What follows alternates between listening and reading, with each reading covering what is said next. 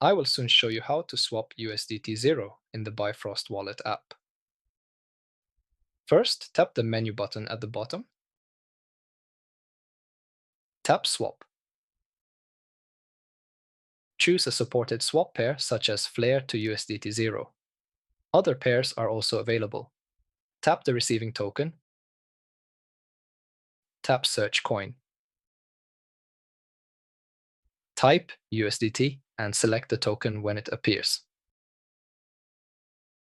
Enter the amount of Flare you want to swap. Tap Preview Swap. Review swap details and tap Confirm. Your swap is now processing. Tap Close.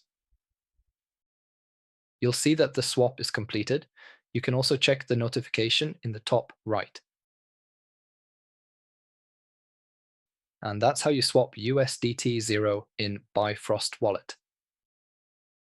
For further questions, I recommend watching these videos. You can also contact us by visiting support.bifrostwallet.com and tapping the chat window on the lower right. Please send us a message, and our support team will be happy to help. For more tutorials, subscribe and stay up to date on new releases.